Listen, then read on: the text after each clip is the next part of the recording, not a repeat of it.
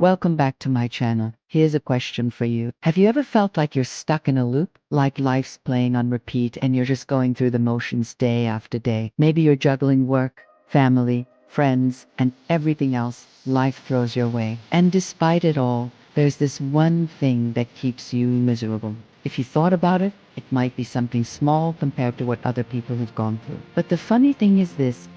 It doesn't matter if the problem is big or small. If we hold on to it, it becomes our big problem. So what is this one thing that keeps us miserable? You've guessed it, grudges. We all have them. Those unresolved feelings of anger, bitterness, and resentment that we keep bottled up inside. Maybe it's a colleague who stole your lunch or a friend who betrayed your trust. Whatever it is, you've probably convinced yourself that it's their fault and they owe you an apology. Well, here's some newsflash. They don't.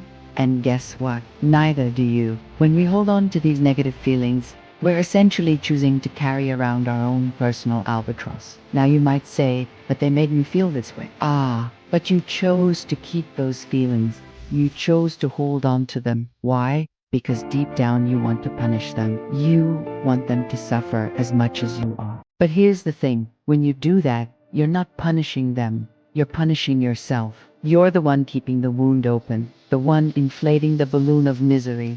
Imagine this. You're at a party and you see that colleague who stole your lunch. Do you think they're worried about running into you? Not likely. They're probably too busy worrying about themselves. The truth is, people who do hurtful things are usually pretty adept at living with the consequences of their actions. But that's not the case for you, right? Every time you think about that stolen lunch, you feel a fresh wave of anger and resentment wash over you. And trust me, that colleague has long forgotten about the incident.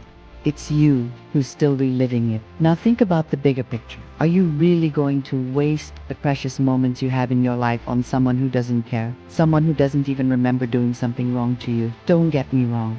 I'm not suggesting you become a doormat or let people walk all over you. What I am suggesting is this. Learn to forgive. It's easy to hold on to grudges, but it's hard to let go of them. To let go takes courage, self-awareness, and a sense of humor. When you choose to forgive, you're not excusing what happened. You're not saying what they did was okay. You're simply acknowledging that it happened, learning from it, and moving on. Here's a great quote by Wayne Dyer that really resonates with me. The moment you choose forgiveness, you will actually feel lighter than air, because you will know that you are absolutely free. In fact, studies have shown that forgiving others can reduce stress levels and blood pressure and boost your mood and overall health. So the next time you find yourself stuck in that miserable loop, ask yourself, is it worth it? Is it really worth it to keep holding on to this grudge? Remember, forgiveness isn't about them, it's about you. It's about setting yourself free. Here are 3 super handy tools that can really help you practice forgiveness in a much easier way. Number 1,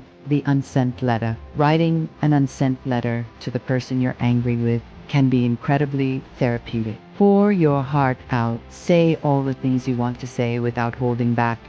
Then take that letter, rip it up, and watch it burn. This symbolizes releasing those negative emotions and setting yourself free from the burden of anger and resentment. Number 2, visualize letting go.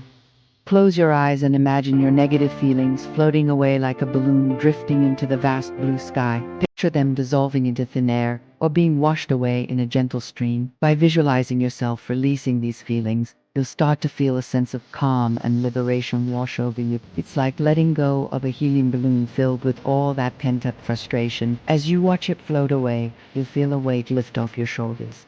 Number 3, we are all human. We all make mistakes. Sometimes these mistakes hurt others. Self-forgiveness is important. When that happens, the hardest thing to do is often forgiving ourselves. It's important to acknowledge your mistakes, learn from them, and then let yourself off the hook.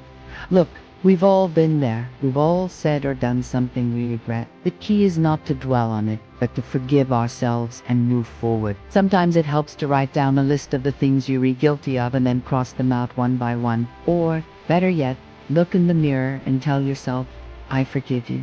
Trust me, that mirror version of you deserves it. The reality is, We all face challenges in life. It's just part of the human experience. But the difference between those who thrive and those who struggle lies in how we react to these challenges. One way to overcome obstacles is by practicing gratitude. Focusing on what we're grateful for can shift our perspective and help us appreciate the positive aspects of our lives. So, whenever you're feeling down, take a moment to reflect on the things you're grateful for. It could be something simple like having a roof over your head or a warm meal to eat. It could be a friend who always makes you laugh, or a pet who greets you with unconditional love. By focusing on gratitude, you can cultivate a positive mindset and develop resilience in the face of adversity. Remember, life's not about avoiding pain or suffering. It's about embracing it, learning from it, and growing through it. So the next time you find yourself in a tough situation, take a deep breath, stay curious, and above all, stay grateful. And hey, don't forget to share this video with your friends. Until next time.